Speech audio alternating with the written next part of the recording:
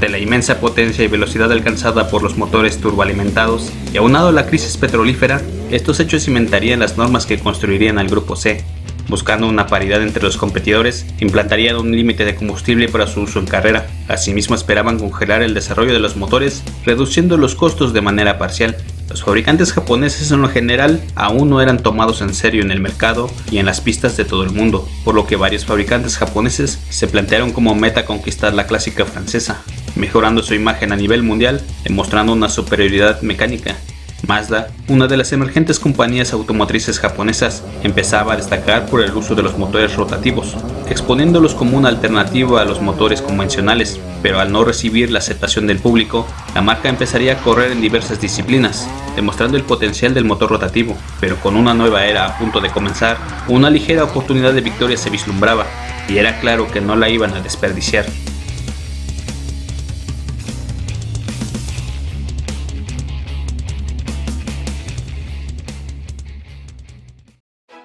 En 1983, Mazda decidió adentrarse al Grupo C, y como consultor en jefe requerirían a Takuya Yura, ex director de Minecraft. El prototipo sería designado para la clase Junior, e impulsando al cohete de bolsillo, se elegiría el último motor del RX-7 254 del Grupo 5. La unidad en cuestión era la tercera generación del 13B de doble rotor, de puertos periféricos con solo 1,3 litros de desplazamiento. Traería un sistema Bosch de inyección electrónica, mejorando la eficiencia. El 13B rugía a 9000 revoluciones por minuto, con 310 caballos de potencia, siendo acoplado a una transmisión manual de 5 velocidades. La estructura sería un monocasco de aluminio remachado, y basándose en su experiencia previa en el Grupo 5, Yura decidió darle una configuración de bajo arrastre, con un diseño de carrocería que encarenaba las ruedas traseras, enfocándose en atacar las largas rectas de la SART. Curiosamente, Yura también optó por usar una distancia entre ejes muy corta, 2,45 metros, y limitó la longitud total de la máquina a 4 metros, aproximadamente el tamaño de un pequeño hatchback, pesando apenas 760 kilogramos. El auto debutaría en los 1000 kilómetros de Silverstone, previo a las 24 horas de Le Mans de 1983. Con un solo auto, se clasificaría 21 en la general y segundo en su clase, perdiendo ante un Alba AR2 de Jolly Club. Lamentablemente terminaría abandonando a causa de una rueda mal puesta. Con un segundo auto, arribaría a Le Mans, registrando tiempos muy competitivos, pero perdiendo de nuevo ante un Alba AR2. Pero esto no sería el único inconveniente de Mazda Speed, ya que sus pilotos expondrían los grandes inconvenientes del bajo arrastre, ya que si bien proveía una buena velocidad punta, este carecía de la carga aerodinámica necesaria para un paso veloz en las curvas. Con ello, la falta crónica de agarre y el comportamiento nervioso se volverían los rasgos naturales del 717C. Arrancando en el puesto 42 y 43, iniciarían la lucha tanto con sus rivales como la de los pilotos al tratar de dominar al nervioso 717. Pero a medida que más y más competidores se enfrentaban a los problemas de confiabilidad, el 717 mantenía un ritmo de reloj suizo, y sin dar muestras de debilidad, el pequeño rotativo demostró ser inusualmente eficiente en el consumo de combustible, y aunado a su diseño de alta velocidad, este empezaba a construir una ventaja, misma que se incrementaría durante la noche. La fiabilidad se volvería su rasgo al ser las únicas máquinas del Grupo C Junior en terminar la prueba. Lograrían la primera victoria de clase para un fabricante japonés en Le Mans, siendo el primero y segundo en su clase, y 12º y 18º en la general. Después de su triunfo en Le Mans, el auto sería llevado a Fuji, donde lamentablemente se retiraría por una falla mecánica. El Mazda 717C se convirtió en la primera piedra de una fructífera trayectoria, que de a poco se coronaría con el máximo logro en Le Mans.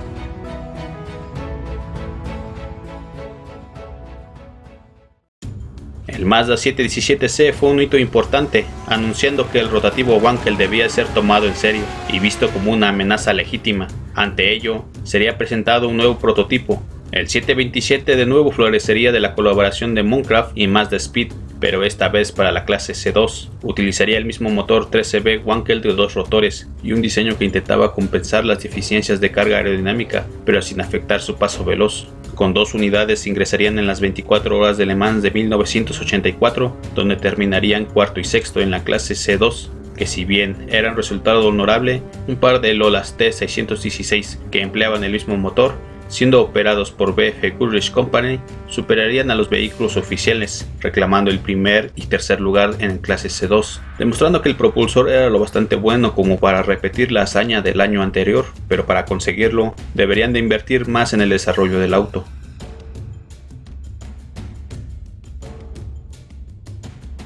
Siendo la última evolución de la línea comenzada con los diseños de Moncraft y construidos por Mazda Speed, de nuevo recurrirían al ya comprobado 13B de doble rotor. Para las 24 horas de Le Mans de 1985 se presentarían dos unidades, finalizando tercero y sexto de la clase C2. Los 737 continuarían participando a lo largo de la temporada, logrando el octavo lugar para Mazda Speed en el campeonato C2 para equipos.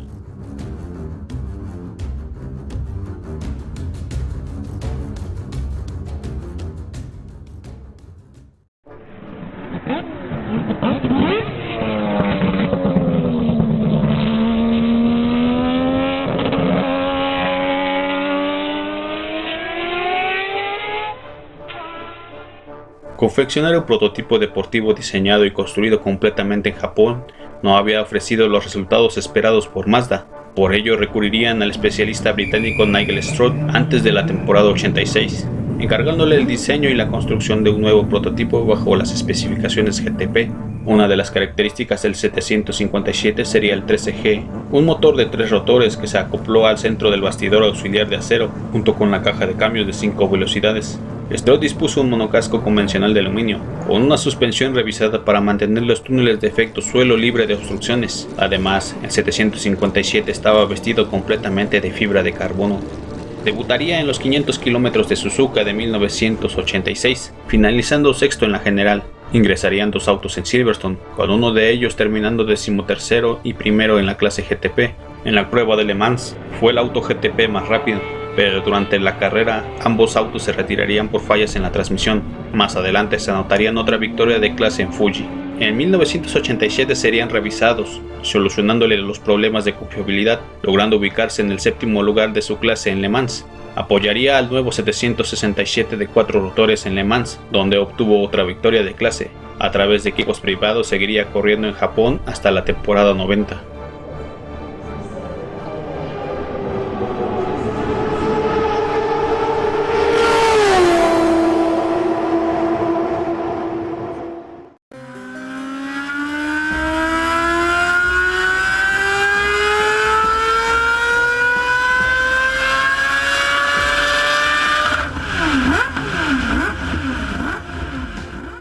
El 767 se diferenciaría de su predecesor con la adopción de un nuevo motor con nada menos que 4 rotores.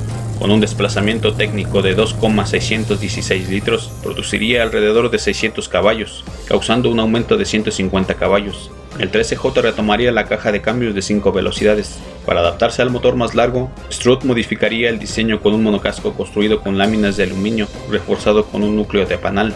La suspensión era un doble brazo de control, con amortiguadores montados en una placa para permitir los túneles de efecto suelo más grandes. Siendo vestidos con una carrocería liviana, el auto alcanzaba a los 800 kilogramos. Dos autos estarían listos para los 500 kilómetros de Suzuka, donde un auto terminaría séptimo en la general. Para Silverstone, un auto calificaría noveno en la general y primero en su clase. En Le Mans, dos automóviles terminaron en el puesto 17 y 19. El resto de la temporada los autos solo hicieron campaña en Japón, con otra victoria de clase en Fuji. Para la temporada 89 se hicieron modificaciones sutiles, siendo el cambio más obvio un nuevo sistema de escape lateral.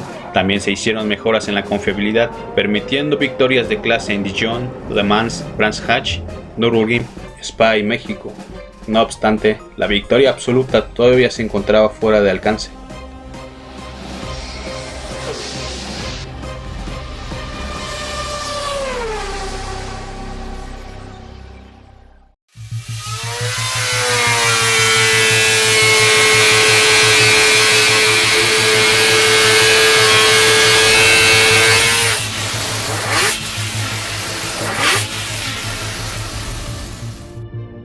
Conocido como 13JM, este no sería un nuevo motor, ya que efectivamente era una versión del 13J anterior con un rotor extra. Aunque produjo 50 caballos de más, este no causó los resultados esperados, así que para 1990 se creó un nuevo tetrarrotor en un tiempo récord.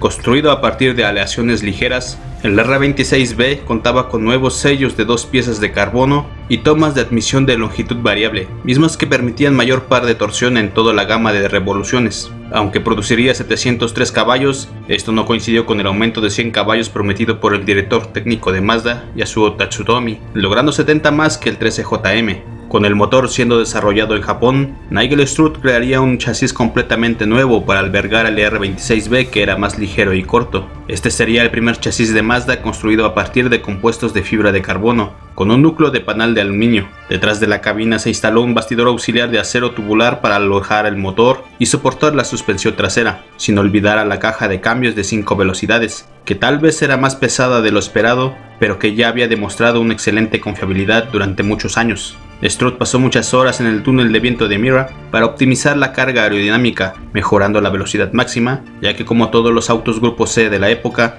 su diseño se basaba en gran medida en el principio de efecto suelo, empleando la parte inferior del auto para agregar los túneles Venturis, y gracias a las diminutas dimensiones del motor, los túneles necesarios podrían ser relativamente grandes. Una vez construido por Advanced Composite en Inglaterra, el chasis junto con otros componentes serían enviados a Japón para su ensamblaje final en Mazda Speed. Conocido como 787, el último Mazda no solo fue uno de los primeros en adoptar un chasis compuesto, sino que también contaba con un avanzado sistema de telemetría, permitiéndole a los ingenieros regular parámetros vitales del auto en tiempo real. Teniendo en cuenta el límite de combustible, este sería de gran importancia, ya que el consumo podría controlarse y ajustarse. Curiosamente, Sauber Mercedes también emplearía esta tecnología. Mazda iría a contrarreloj y aunque llegaría a Le Mans con 2.787, este no tuvo el tiempo suficiente para el testeo, realizando los ajustes finales en la noche previa. Pero a pesar de los inconvenientes, los pilotos recibirían órdenes de conducir tan rápido como se los permitían las cifras de consumo. Esto hizo casi inevitable el retiro de ambos autos, con uno sufriendo problemas electrónicos y el otro por problemas de motor.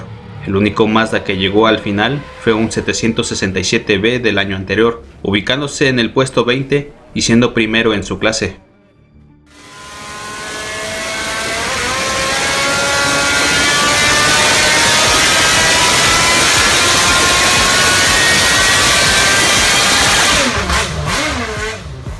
En 1991 se introdujeron grandes cambios en las reglas, y si no fuera por las habilidades diplomáticas de los ejecutivos de Mazda Speed, el motor rotativo habría sido prohibido.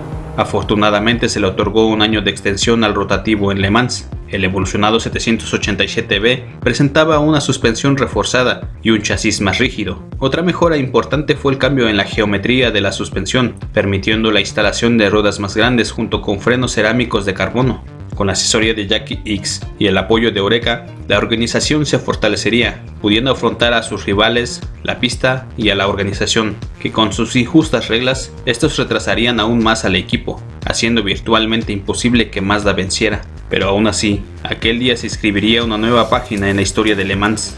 Dos 787B y un auto del año anterior partirían en el puesto 19, 23 y 30, pero esto sería un engaño, ya que los primeros puestos estarían reservados para los nuevos autos de fórmula, retrasando al resto de la parrilla. Pero la verdadera sorpresa vendría del gerente del equipo Hachi, ya que previamente abandonaría su estrategia habitual, dando instrucciones al auto 55 para que fuese conducido como si fuese una prueba de velocidad. Esta decisión la tomaría basándose en la confiabilidad demostrada en las pruebas de Paul Ricard, así como su excepcional rendimiento de combustible. Con un arranque sólido y la caída de rivales a causa de accidentes y diversos problemas, harían que el número 55 alcanzara posiciones top, ya que el Renault tomaría el segundo puesto cuando el C11 de Schumacher, Kriegspoiner y Wendlinger dieron un trompo en Dunlop, derivando en vueltas perdidas. Pero los alemanes no eran los únicos en sufrir problemas, ya que los jaguares no estaban exentos de los mismos, e irían a un paso seguro, ya que un ritmo veloz parecería ilógico. Ante ello, el líder reduciría su ritmo con el afán de preservar recursos, pero sin darse cuenta, abrió un rayo de esperanza para los japoneses, que con 6 horas para finalizar la prueba, las posibilidades de una victoria no eran descabelladas, y a falta de 2 horas, el punto de quiebre llegaría cuando el sobrecalentamiento frenaría el C11 que lideraba. Y como depredador hambriento, el rugido del Mazda, que venía con un ritmo endemoniado, solo era sosegado por el grito del público, cuando el número 55 se hacía con el primer puesto. Jaguar, frente a tal situación, tuvo que conformarse con el podio, ya que llegar a tratar de batirles podría llegar a ser un insulto frente a lo que habían logrado.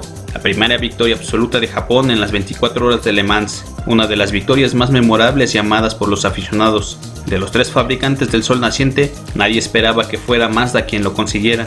Los datos interesantes de esta victoria serían que Herbert pidió extender su turno, causándole deshidratación, teniendo que ir al centro médico del circuito, omitiendo su participación en el podio.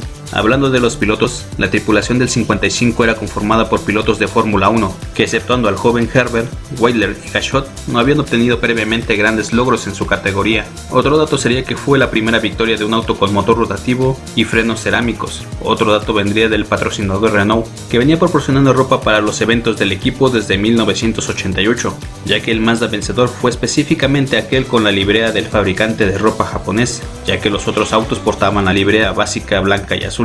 Con ello, esta librea se volvería una de las más reconocidas, reafirmando que aquella victoria es una de las más memorables en la historia del automovilismo.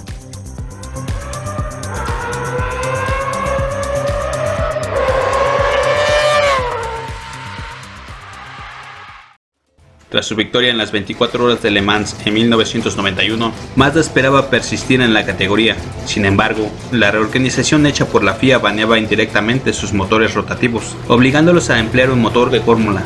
Pero al no tener experiencia con los motores de carreras fuera de sus sistemas rotativos, avistarían que el costo de desarrollar un motor íntegramente nuevo estaba fuera de su alcance presupuestario. Además de que al usar estos nuevos motores, Mazda requería construir de un nuevo auto, ya que el 787B jamás habría podido soportar el motor V. Ante este inconveniente, tomarían la decisión de comprar un motor V10 de 3,5 litros existente, a través de la compañía Judd Engine Development, mismos que construyeron el GV10 para la Fórmula 1. Este acuerdo incluía que los motores serían denominados como Mazda MV10. Con el tema del motor resuelto, Mazda necesitaba un auto ganador, por ello recurrieron a TWR, que tras la retirada de Jaguar del grupo C, Mazda retomaría el XJR14, mismo con el que los felinos obtuvieron el campeonato de 1991, pero recibiría algunas modificaciones hechas por Nigel Stroud. Con ello, sería renombrado como Mazda MXR01. Desafortunadamente, la falta de actualizaciones tras el final de la temporada 91, aunado a la falta de comprensión técnica de Mazda con el auto, sin mencionar la gran diferencia de capital entre sus rivales, impedirían la continua actualización del MXR01, además de que el motor Judd era relativamente menos poderoso que la competencia. Mazda terminaría exitosamente tercero en el campeonato de equipos para la temporada 92, con un segundo lugar en los 500 km de Silverstone como mejor resultado. En Le Mans, el equipo pudo liderar brevemente la carrera en varias partes, terminando en un honorable cuarto puesto. A lo largo de la temporada, el equipo solo desplegaría un solo auto, con la excepción de los 2 autos para Le Mans. En Japón, Mazda Speed correría con un MXR01 con resultados decepcionantes. Aunque Mazda finalizaría segundo en el campeonato de constructores, estos resultados no parecerían desalentadores, pero hay que recordar que en 1992 las parrillas ya serían casi vacías en su clase principal, a tal grado que el MXR01 no tuvo competencia en su categoría, brindándole victorias de clase por defecto. Con ello, esta sería la última participación de Mazda en el Mundial de Resistencia, o al menos en su clase superior.